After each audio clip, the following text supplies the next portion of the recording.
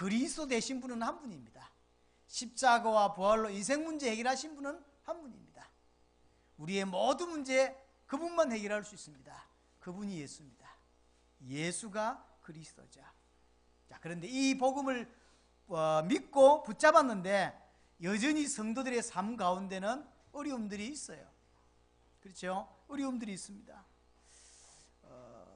그 어려움 때문에 특별히 힘들어하는 성도들이 사실 많습니다. 오늘 우리가 시편 73편을 읽었습니다. 오늘 시편 73편은 아삽의 시입니다.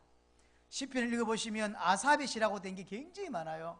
시를 많이 썼고 하나님을 굉장히 사랑하고 하나님을 잘 믿었던 인물입니다.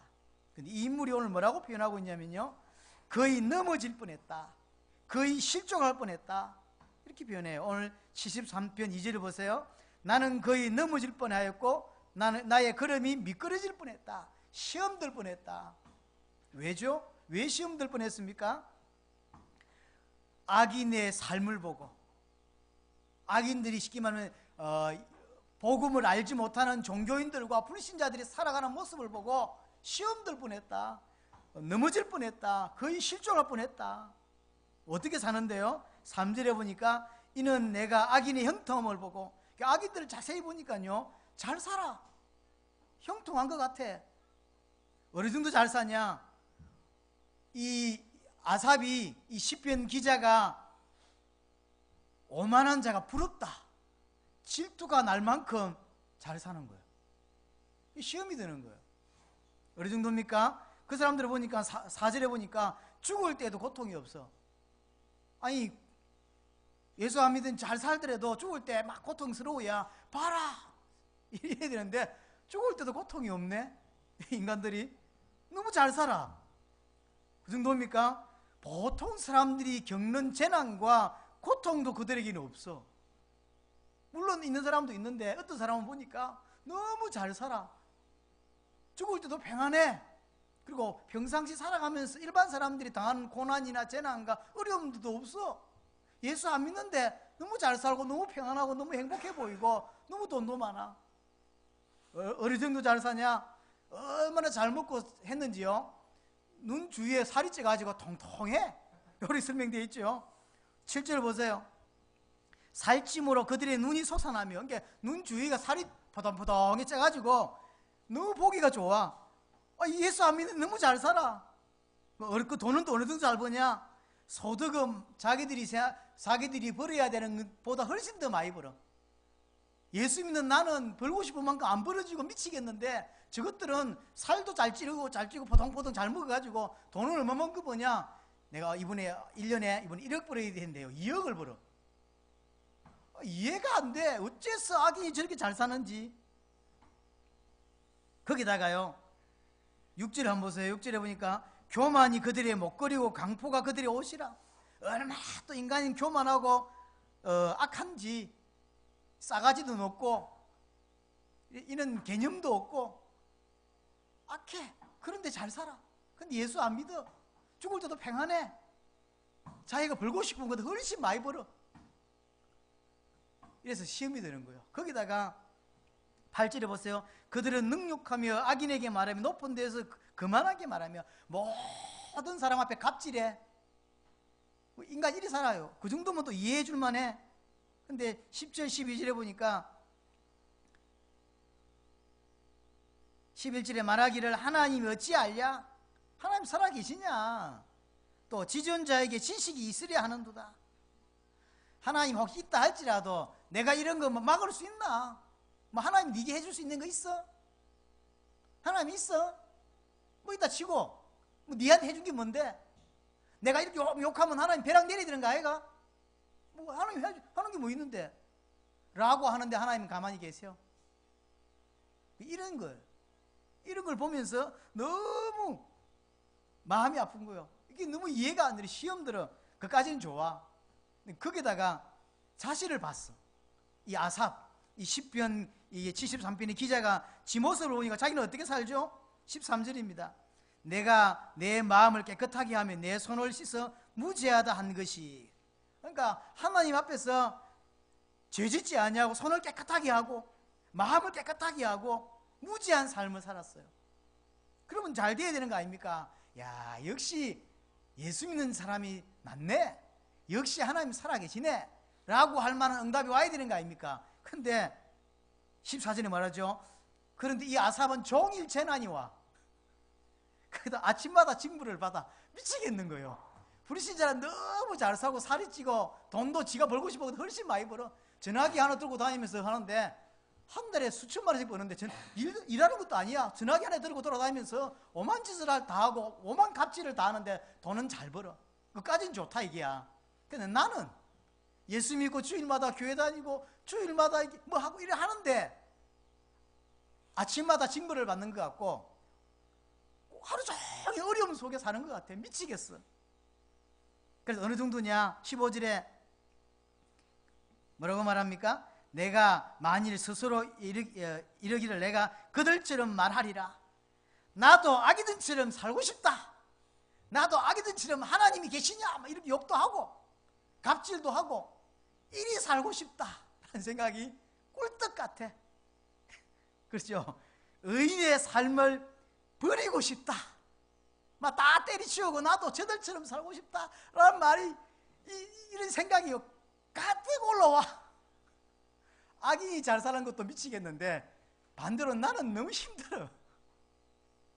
이게 지금 아삽입니다. 시편 기자죠. 자, 그럼 이제 고민이 될 거 아닙니까? 왜 이렇게 됐지? 라고 16절에 생각을 해보니까 생각하면 생각할수록 고통이 더 심해. 답이 안 나와. 저것들은 잘 살고 평안한데 잘 먹고 갑질하고 돌아다니고 개념도 없지 오만 짓을 하는데 나는 하나님 앞에 살려고 그렇게 발버둥 치는데 나는 하루 종일 힘들어. 그래서 이게 왜 이렇지라고 고민하고 생각했더니 답은 안 나오고 생각하면 생각할수록 성질만 더 나. 마음만 더 안 좋아. 오늘 이 내용입니다.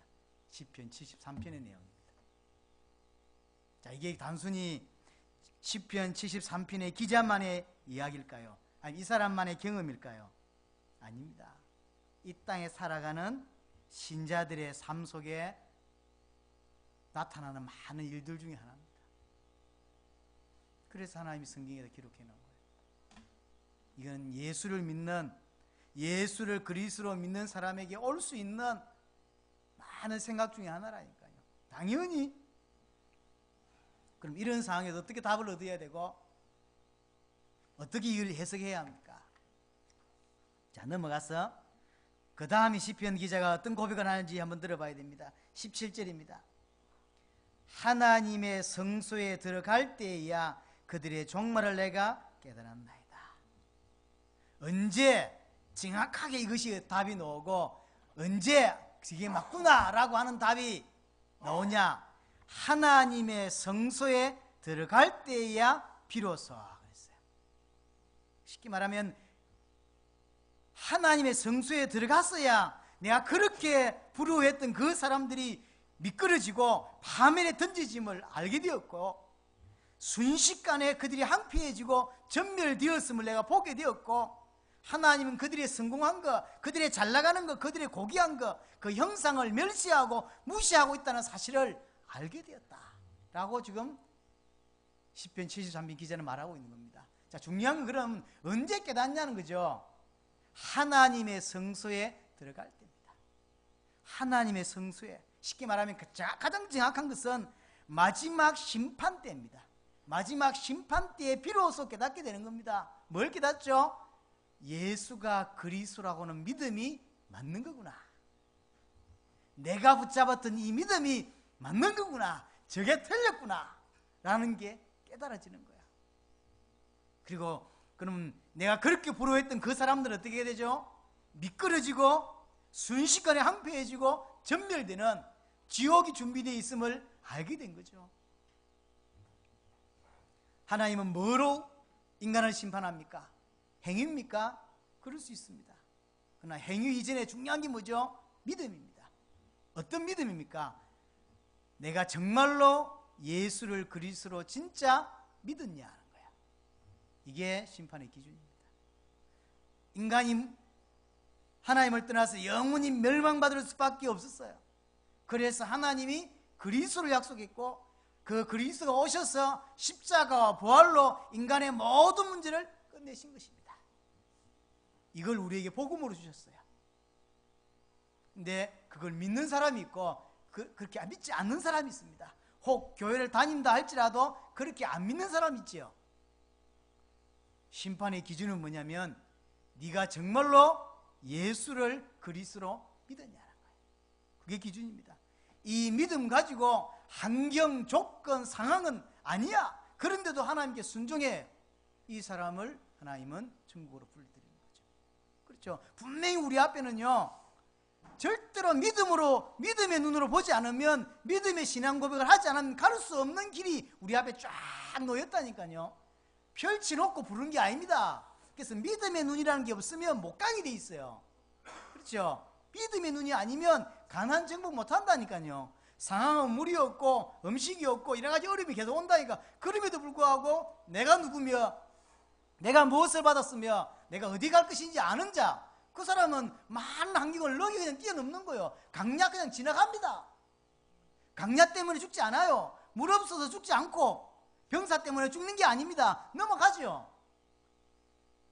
믿음의 사람만이 이 세상을 승리할 수 있어요. 그렇죠. 분명히 상황과 조건과 환경은 절대로 갈 수 없는 환경이라니까요.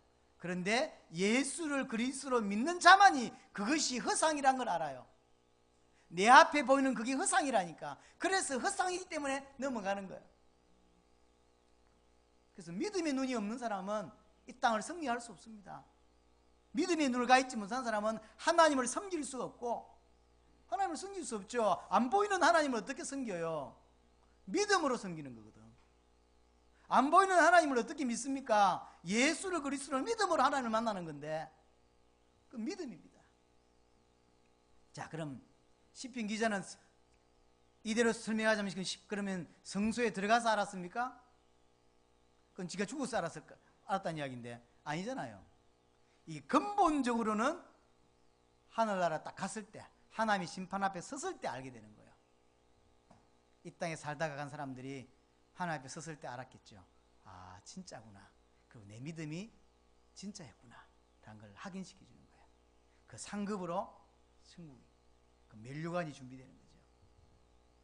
그럼 이 사람은요, 이 땅에 살아가는 사람 중에서 이 아삽처럼 불신자의 잘 삶이 아니라는 것을 알게 되고, 그들이 지옥이 준비됐다는 것이 준비됐다는 걸 알게 되고, 내가 결국 승리하게 된다는 걸 알게 되는 건 천국 가서가 아닙니다.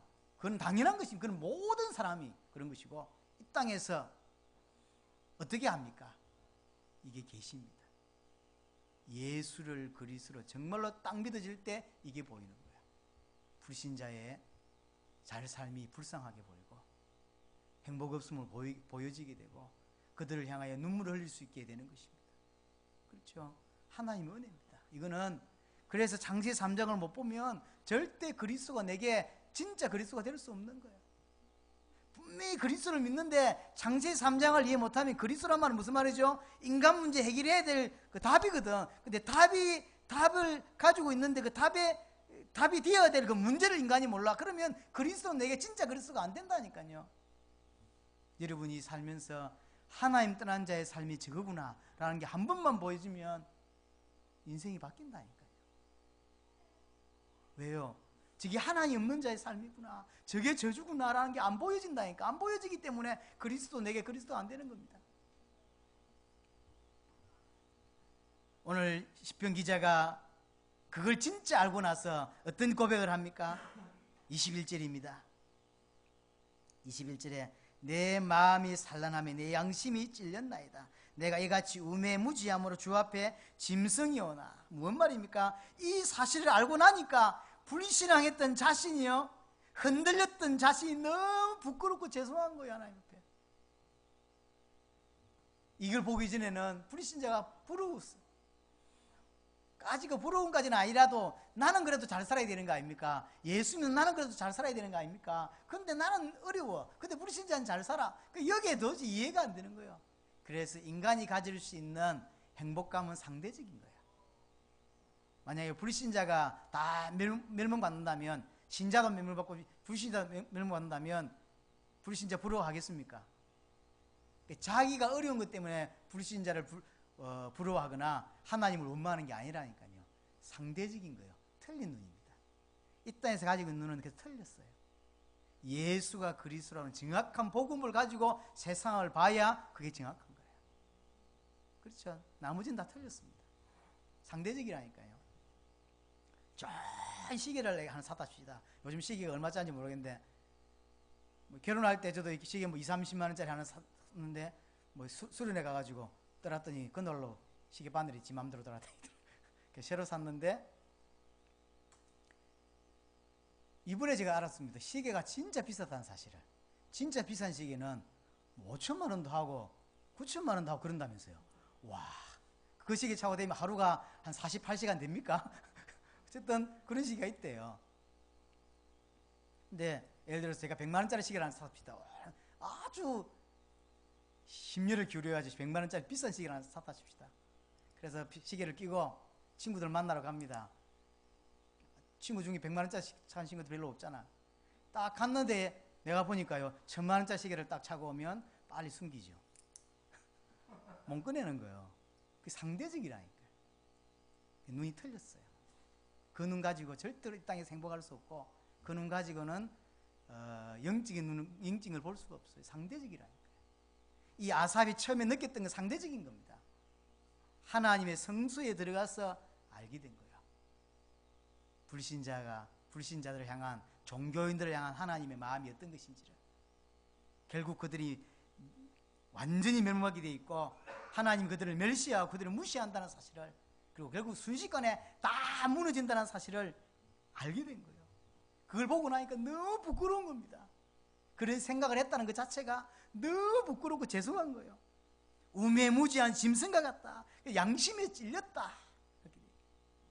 그러면 신자에게 있어 진정한 축복이 뭡니까? 정말로 하나님의 백성에게 진짜 축복은 하나입니다. 하나님이 나와 함께 계시는 거예요. 이게 어떤 축복입니까? 창세기 1장, 2장의 축복이에요. 진짜 축복이라니까. 여기에 보여져야 됩니다. 여러분들 눈을 깊이 뜨셔야 돼요. 제대로 뜨셔야 됩니다. 이게 안 보이면 예수를 그리스도로 믿는 게 아니라니까요. 하나님이 나와 함께 해야 된다는 게 깊이 와야 돼요. 하나님과 함께 하면 나머지 아무것도 문제가 안 돼요. 함께 하시기 때문에, 붙잡으시기 때문에. 그런데 이게 뭔 말인지를 못 알아들어. 함께 한다는 말이 뭔 말인지 못 알아듣는 사람은 이해할 수가 없는 말이죠. 근데 성경은 가장 중요할 때 이 말만 한다니까요. 하나님이 요셉과 함께 함으로 그가 형통한 자가 되어. 우리가 육신적으로 해석해 보십시다. 형통한 자가 되었을까요? 노예인데. 근데 요셉은 아무 문제가 안 되는 거예요. 함께 하니까. 다윗이 지금 사울에게 좁혀 도망가고 있습니다. 이때 선시가 10편 23편입니다. 여호와는 나의 목자시 내가 부족함이 없소리로다. 그가 나를 푸른 초장에 누이시며 실만한 물가로 인도하시는도다. 자, 현실 한번 쳐다봅시다. 과연 그렇습니까? 아니잖아요. 반대 이야기를 하고 있잖아요. 자기는 지금요, 침을 흘리며 사울에게 죽을까 싶어 침을 흘리고 미친 짓도 하고 살아나기도 하고 동굴에 도망을 피하기도 하고, 왜냐하면 사울 왕이 군사를 300명을 끌고 와서는요, 온 나라를 다 뒤지고 있습니다. 걸리면 죽어요. 그런데 다윗이 그렇게 썼다니까. 그건 우리가 보는 개념이에요. 다윗은 그렇게 안 느꼈어요. 여호와는 나의 목자시니 내가 부족함이 없다. 사울왕이 아무리 날 뛰어도 날 못 죽인다 알고 있었고, 결국 하나님 나를 왕으로 세울 것인 걸 알고 있었습니다. 여호와는 나의 목자시니 내가 부족함이 없다. 그가 나를 푸른 초장에 누이시며. 지금 달려가 도망가고 있는 이 현장들이 다 푸른 초장이라. 아무 문제가 없는. 그게 예수 믿는 거예요. 진짜 예수를, 그리스도를 믿으면 그렇게 돼 있어요. 남들 볼 때는 그 어려움을 어떻게 참았나로 말하지만 참은 게 아닙니다. 기독교 신자는 참는 사람들이 아니라니까요. 인내하고 기다리고 참고 아닙니다. 누린다니까요. 예수가 그리 되시면 누리다 보니까 남들 볼 때는 그걸 어떻게 넘어갔냐고 말하지만 누리다 보니까 넘어간 거예요. 그렇죠. 응답을 계속 받고 하나님 은혜를 받다 보니까요, 그게 어려운 일인지도 모르고 그게 고통인 줄도 몰랐다니까 넘어가게 돼 있어요. 그게 신자입니다. 하나님이 나와 함께 하신다. 그래서 하나님의 형상이란 말은 원래 어떤 말입니까? 하나님과 함께하는 존재란 뜻이에요. 그래서 예수를 믿음으로 하나님과 함께하게 되었어요. 인간에게 가장 큰 축복은 하나님과 함께하는 거예요. 그렇죠? 하나님과 함께하는 겁니다. 모든 신앙의 사람들 보세요. 성경에 하나님이 함께하시므로. 모세가 죽었습니다. 여호수아에게 하나님이 나타나셔서 뭔 말하죠? 강해라, 담대해라, 두려워하지 마라 이렇게 말하죠. 그러면서 한 말이 뭔 말입니까? 내가 모세와 함께 했던 것 같이 내가 너와 함께 하겠습니다. 끝. 그 말을 여호수아는 알아들었어요. 만약에 지금 하나님이 나타나셔서 우리에게 내가 네와 함께 하겠다라면 여러분 어떤 마음이겠습니까? 우리는 잘 이해할 수가 없어요. 그러나 여호수아는 그 말이 무슨 말인지 알아들었다니까요. 왜냐하면 모세가 하나님과 함께 할 때 어떤 일이 벌어졌는지를 잘 알고 있고 본 신앙 또한 하나님이 함께 한다는 말이 뭔 말인지 알아들어요. 끝. 내가 모세와 함께 했던 것 같이 너와 함께 하겠다. 오늘 28절에도 그래서 그 이야기를 합니다. 하나님께 가까이 함이 내게 복이라. 이게 신자의 복입니다. 그렇죠? 이게 신자의 복입니다. 하나님과 함께 하기 때문에 하나님 나의 오른손을 붙잡아 주시고 하나님이 함께 하시기 때문에 말씀과 교훈으로 나를 인도하시고 나를 결국은 영광의 자리에 앉게 하시는 거거든. 그렇죠? 함께 하시기 때문에. 그래서 이 땅에서 사모할 수 있는 분은 주밖에 없는 거야. 25절에 이 땅에서 주밖에 사모할 리가 없다. 분명히 나는 육체와 마음이 쇠약해요. 그래서 이렇게 저렇게 넘어지기도 하고 무너지기도 합니다. 그러나 하나님은 내 마음의 반석이시고 영원한 분깃이라. 그래서 내가 흔들리지 않고 하나님만 사모하고. 뭐가 멸망입니까? 하나님을 떠나는 것, 하나님을 잊어버리는 것이 멸망이라. 그래서요, 많은 환경, 조건, 현실 쳐다보지 않고 믿음을 선택하는 것입니다. 그게 신자입니다. 이걸 진짜 아는 사람은 결국은요, 할 수 있는 일이 한 가지밖에 없어요. 해야 되는 일이 한 가지밖에 없어요. 그게 뭡니까? 28절이죠. 내가 주 여호와를 나의 피난처로 삼아 주의 모든 행적을 전파할 것이다. 세계복음화. 이렇게 답이 나오는 거예요. 결국은 예수 믿는 사람의 결론 뭐죠? 세계복음화입니다.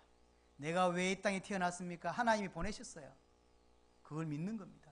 왜 보냈을까요? 세계복음화 때문에.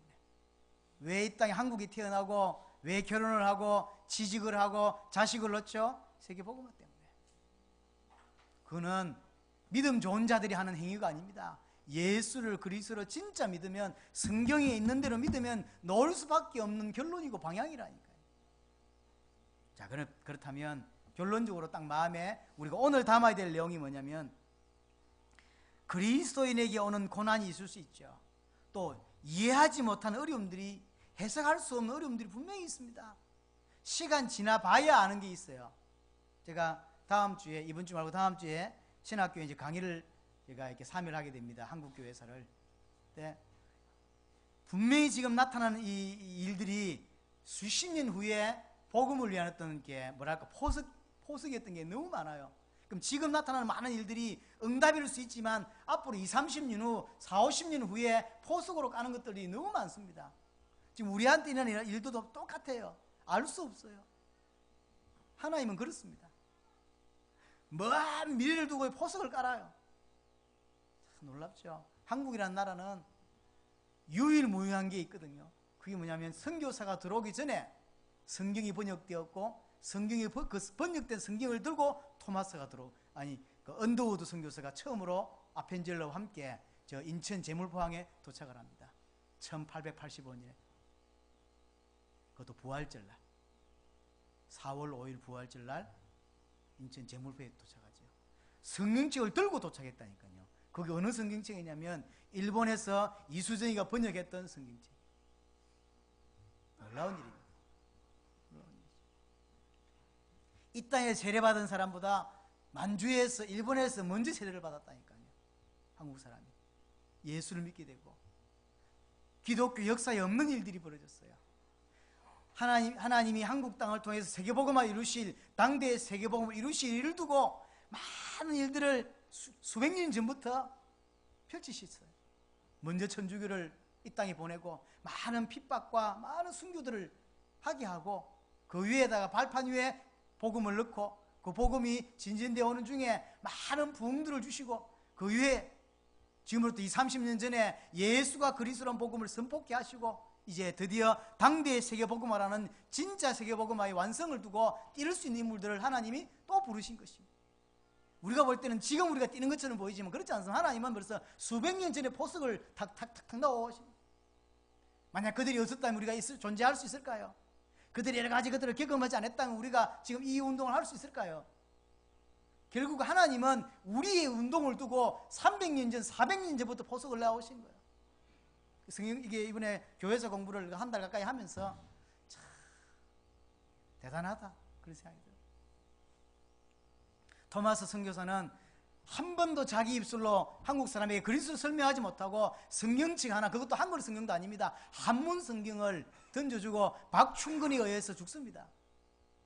박충근에게, 자기를 죽이는 박충근에게 성경책을 주니까 박충근이가 안 받아요. 죽여버렸어요. 그냥 대동강에서. 근데 박충근이가 가면서 자기가 죽인 외국 사람, 자기가 주려고 했던 그거 들고 갔다가 뭐 알 수가 있어야지. 그래서 그냥 놔둔 거예요. 친구가 왔네. 그 친구한테 그냥 그 책을 줘버렸어요. 이 친구가 이게 뭔 잘 모르잖아요. 그걸 뜯어가지고 벽을 이게 뭐라 하죠, 이게 저런 이게 도배를 해놓은 거예요. 친구가 놀러 왔다 그걸 보고 예수를 믿었어요. 물론 박충근이도 결국 예수를 믿게 됐죠. 미래를 모릅니다. 하나님이 다 포석을 두고 있어요. 공부하면 할수록 야, 하나님 위대하시다 고백이 나올 수밖에 없어요. 우리에게 오는 어려움들 어떻게 이해해야 합니까? 분명히 지금 어려움은 해석 안 되는 게 있다니까요. 이해 안 되는 게 있어요. 이해 안 되는 게. 자, 그건 그거지만 그럼 어떻게 해석해야 되냐? 결국 시편 기자가 겪은 고통과 억울함과 이 많은 것들은 결국 예수 그리스도의 십자가의 그림자입니다. 시편 기자가 생각할 때 너무 억울한 게 많고 이해 안 되는 게 많다니까요. 답답해 마음이. 안 그래요? 불신자는 저렇게 잘 사는데 나는 왜 이러면, 나는 진짜 예수를 그리스도를 믿는데도 불구하고 왜 이런 일이 벌어지는지 이해 안 되는 어려움들이 있다니까요. 하나님이 대답하지 않는 어려움이 있다니까요. 그러나 그 어려움이 결국 우리에게 주는 메시지가 뭔 줄 아십니까? 그 어려움은 결국은 그림자에 불과합니다. 진짜 이 땅에서 설명할 수 없는 어려움과 고통을 당한 분이 있습니다. 그분이 예수님입니다. 죄를 알지도 못하는 자에게 죄가 되게 만들고 십자가에서 모든 진노와 저주를 하나님으로부터 쏟아받게 만들고 그 육체로 다 받아내신 거예요. 예수님이 육신을 입어야 될 이유가 있습니까? 예수님이 십자가 져야 될 이유가 있나요? 이 땅에 가장 억울한 자, 가장 이해 안 되고 설명 안 되는 게 예수님의 십자가라니까요. 우리가 생각할 때 내가 갖고 있는 고통과 내가 갖고 있는 염려가, 내가 갖고 오는 어려움이 이해 안 되는 어려움인지 몰라도 이 땅에 가장 큰 어려움과 가장 큰 이해 안 되는 사건은 예수님이 사람이 된 것이고 십자가를 지신 것이고 죄가 없는데 죄로 만들어가지고 하나님이 저주를 퍼붓고 그것을 온몸으로 받은 예수 그리스도의 십자가, 그것에 위한 그림자가 우리 갖고 있는 어려움입니다. 거기다가 하나님 육신을 입었죠. 종의 형체를 가졌죠. 거기다가 피조물에게 손가락질을, 조롱을, 멸시를 당하셨어요. 창조주 하나님이 왜 인간들에게 조롱을 당해? 말도 안 되는 소리지. 근데 그렇게 조롱을 당하시고 멸시를 당하셨다니까. 왜? 나를 건져내기 위하여. 십자가의 모든 부끄러움을 참으신 거야. 우리의 고난이, 우리의 고통이 크다고 생각합니까? 왜 우리에게 고통을 허락하셨을까요? 어려움을 주셨을까요?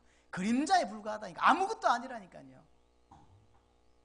뭘 기억하게 만들려면 십자가를, 하나님이 그리스도를 보내서 지게 하신 그 십자가가 얼마나 위대한 것이며 얼마나 어마어마한 것인가를 기억하려고. 우리의 고통은 그림자에 불과합니다. 실상도 없는 그림자에 불과해요. 그럼에도 불구하고 예수님은 하나님 아버지를 신뢰하고 그 모든 하나님 아버지의 뜻에 순종하고 끝까지 복종하신 거예요. 어떤 사람들이 볼 때 예수님의 십자가가, 예수님의 죽음이 하나님의 공의하고 관계없는 것처럼 볼 수도 있어요. 그러나 100% 순종하심으로, 100% 순종함으로 인하여 그것을 보신 하나님이 죽음에서, 십자가에서 부활시키시고 만물을 복종케 하는 영광을 다시 예수님께 입히시고 권능을 주시고 만물을 통치하게 하신 것입니다. 우리에게 오는 고난, 아삽이 갖고 있던 어려움이 뭘 설명하는 거냐? 그리스도의 십자가를 설명하는 거예요. 그래서요, 참된 그리스도인은 축복과 함께 고난이 함께 옵니다. 성경의 어떤 부분에는 분명히 하나님이 축복한다는 부분이 있어요. 또 축복도 받습니다. 어떤 성도는 축복을 받아요. 육신적인 축복을 반드시 받는다니까. 그러나 어떤 사람에게는 또 없는 경우가 있어요. 예수 믿고 육신적인 축복, 풍요가 보장된 삶을 주님이 약속하지 않았습니다. 도리어 주님은 제자들에게 뭐라고 말했냐면 모든 사람에게 미움을 받을 것이다, 박해를 받을 것이고 환난을 당할 것이다, 그렇게 말씀하셨어요. 그렇죠? 예수 믿고 복 받겠다는 건 종교입니다. 우상 숭배입니다. 그게 복음이 아닙니다. 바르게 복음을 깨달아야 합니다. 더 중요한 거, 사도들과 주님의 제자들, 70인 제자들은요, 환난과 능욕을 당하면서도 또 수많은 사람들이 순교했잖아요. 수많은 사람들이 순교했습니다. 그러면서 사도행전 5장에 보면 뭐라 되어 있죠? 하나님, 예수 믿는 것 때문에, 예수 이름을 부르는 것 때문에 능욕받고 고통받는 것을 오히려 기뻐했다. 이해됩니까? 예수를 그리스도로 믿는 사람, 이런 사람입니다. 교회 다니는 사람이 아니라니까요. 예수를 그리스도로 믿는 사람은 예수 믿는 것 때문에 어려움 당하고 능력 받는 것 때문에 기뻐했다니까. 왜냐? 내가 그리스도의 십자가 그 일에 동참하게 되었구나. 그래서 기뻐했다니까요.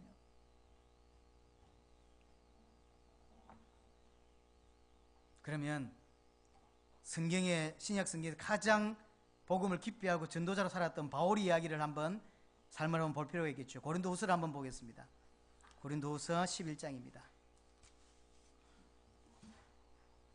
23절 보니까 고린도후서 11장 23절, 그들이 그리스도의 일꾼이냐 정신없는 말을 하거니와 나는 더욱 그리하도다. 내가 수고를 넘치도록 하고 옥에 갇히기도 더 많이 하고 매도 수없이 맞고 여러 번 죽을 뻔하였으니 유대인에게 40에 하나 감한매를 5대 맞았으며 3번 태장으로 맞고 1번 돌로 맞고 3번 파선하고 일주야를 깊은 바다에서 지냈으며 여러 번 여행하면서 강의 위험과 강도의 위험과 동족의 위험과 이방인의 위험과 시내의 위험과 강야의 위험과 바다의 위험과 거짓 형제 중의 위험을 당하고 또 수고하며 애쓰며 여러 번 자지 못하고 줄이며 목마르고 여러 번 굶고 죽고 헐벗었노라. 이게 바울의 인생이었어요. 예수 믿고 바울은 육신적으로 축복받았습니까? 아니라니까요. 거짓 복음이라니까요. 예수 믿고 복받아라, 예수 믿고 성공해라, 엘리트로 가라, 10% 1% 가라, 그게 우상숭배라니까요. 그렇지 않습니다. 여러분들 그 패션 오브 크라이스트가 그 영화 보시면 그 채찍에 보면 채찍 끝에다가 이게 조각 같은 걸 달죠. 그래서 딱 때려서 빼면 쌀집이 딱딱 떨어지지 않습니까? 예수님이 그걸로 맞았어요. 그런 매를 바울도 맞았단 말이에요. 40이 하나 매, 40대 이상을 때리면 아마 죽는가 봐요. 그렇게 세게 때리는가 봐요. 근데 하나 뺀 그 39대죠. 그런 매를 5번이나 맞았대. 바울은 잡혀가지고. 거기다가 굶주리고 춥고 배고프고 동족들에게 위험당하고 어느 정도 했죠. 바울을 죽이기 전에는 내가 밥도 안 먹겠다, 이런 특공대들이 조직될 만큼 당시에 초대교회 그랬다니까요. 이게 바울이었습니다. 이렇게 살았는데 안 흔들렸다니까요. 왜죠? 예수를 그리스도로 믿으니까. 예수를 그리스도로 믿으니까. 이게 진리라는 걸 아니까. 이게 복음이라는 걸 아니까. 어떻게 타협을 해? 어떻게 세상과 같이 짝이 돼? 안 하는 거예요. 죽었으면 죽었지.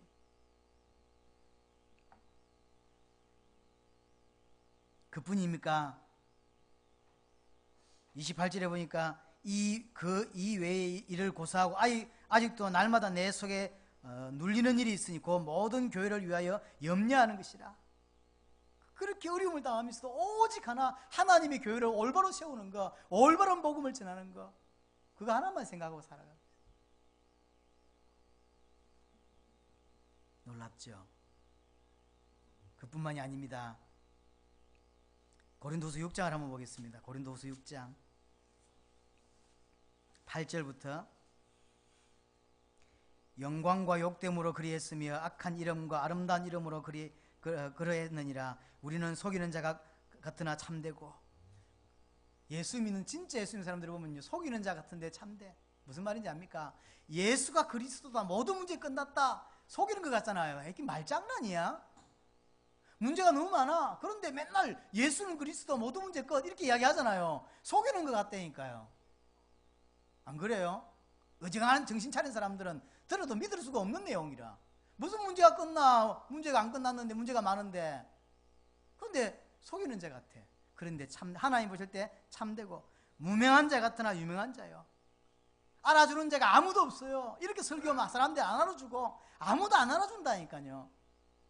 도리어 핍박을 받는다니까. 근데 하나님은 보실 때는 유명한 자요. 죽은 자 같으나 보라 우리가 살아있고, 징계를 받는 자 같으나 죽임을 당하지 아니하고. 그렇습니다. 근심을 한 자 같으나 항상 기뻐하고. 분명히 고통이고 분명히 어려움인데 항상 기뻐해. 왜 그렇죠? 예수를 그리스도로 믿으니까. 분명히 가난합니다. 가난한 자 같으나 많은 사람을 부유케 하고, 아무것도 없는 자 같으나 모든 것을 가진 자로다. 분명히 볼 때, 내가 볼 때는 돈이 없어요. 가난해. 그런데 기뻐하고, 그런데 많은 사람을 살리고 모든 것을 가진 자래. 말이 돼요? 이게 사실이거든. 분명히 가난한데 모든 것을 가진 자래. 이게 예수 믿는 겁니다. 가난합니까? 그렇지 않다니까요. 그리고 분명히 우리가 무명한 자 같고 아무것도 없는 자 같아. 그러나 나를 통해서 인생이 바뀌는 걸 한 번만 보시라니까. 다른 사람 인생이 바뀌는 거. 내가 좀 도와주고 돈 좀 빌려주면 그 인생 바뀌집니까? 안 바뀌진다니까요. 내가 전한, 내 입술로 직접 전한 예수가 그리스도라는 것을 이 사람 인생에 답을 딱 내면 인생이 바뀐다니까. 그걸 한 번만 봤다면 이걸 못 보는 거예요. 교회를 수십 년 다니면서. 그러니까 인생이 안 바뀌지. 교회까지 왔는데도 교회가 오기가 쉽습니까? 쉬운 데가 아니라니까. 그리고 우리 같은 교회는 더더욱이 쉽지가 않습니다. 왔다가도 그냥 가는 데가 우리 교회입니다. 누가 알아줍니까? 예수가 그리스도라고 하는 게 딱 믿어지면 그런 조건이 아무 문제가 안 되는 거예요. 바울은 그렇게 살았어. 그렇게 믿었고, 많은 어려움을 당하면서도 오히려 그리스도의 고난에 참여함을 알고자 한다. 그리스도의 고난에 내가 참여하고 싶다. 그리스도의 몸된 교회를 위하여 고난을 그 육체에 채우겠다. 더 이상 나는 이제 고난받지 않겠다라고 말한 게 아니고, 그리스도의 교회를 위하여 내 육체에다 그 고난을 채우겠다. 교회를 위하여 당하는 괴로움을 기뻐했다 그랬어요. 이게 신자 아닙니까? 이게 신자지.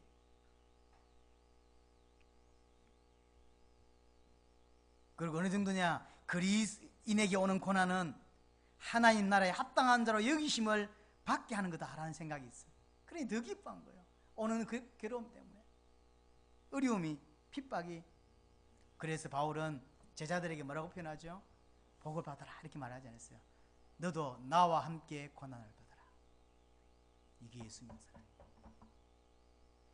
교회 다니고 복 받아라 이렇게 말한 것이 아니고, 너도 나와 함께 고난을 받아라.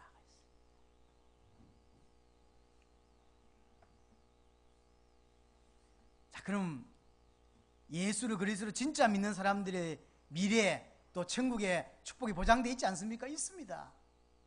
있어요. 우리는 그것을 기대하는 사람들이 아닙니다.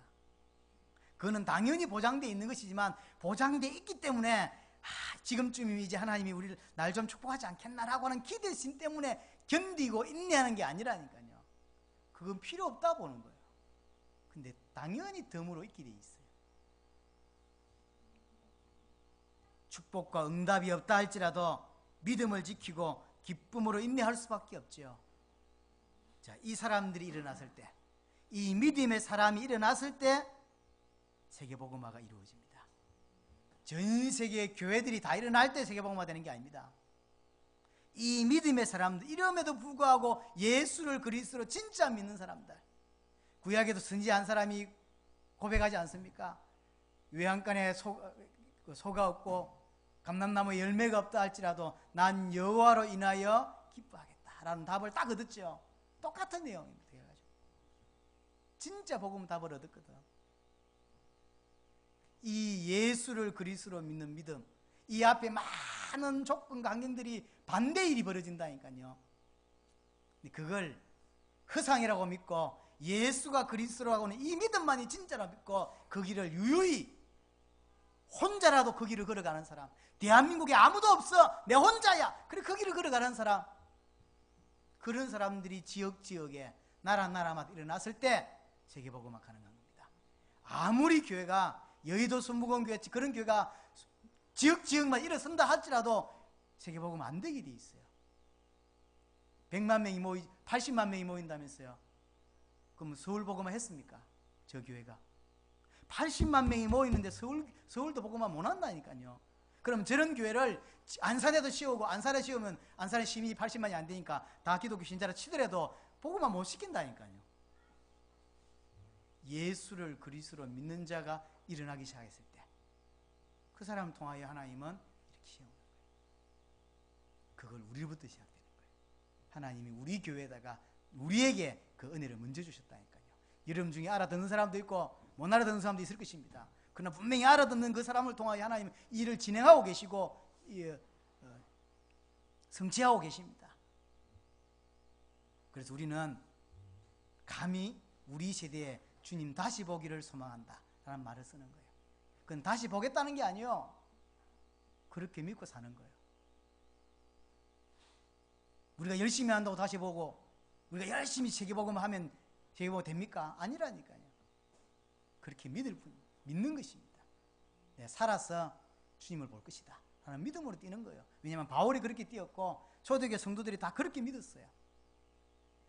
많은 사람들이 아니라고 말했지만 초대교회 성도들과 사도들은 그렇게 믿고 남은 인생을 보냈다니까요. 그게 신자입니다. 여러분에게 올바른 인생의 답을 얻는 은혜가 있기를 바랍니다. 동성으로 기도하겠습니다. 살아계신 하나님 아버지 감사합니다. 오늘도 말씀을 주셨사오니 그 말씀이 우리 가슴에 잘 박힌 모처럼 담기게 하시고